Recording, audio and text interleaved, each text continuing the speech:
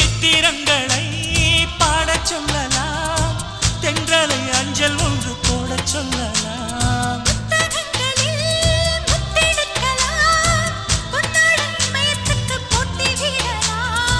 பூமிக்கு பொட்டு வைத்து பார்க்கலாம் பார்க்கலாம், பூவுக்கும் ஆடை தைத்து போடலாமா?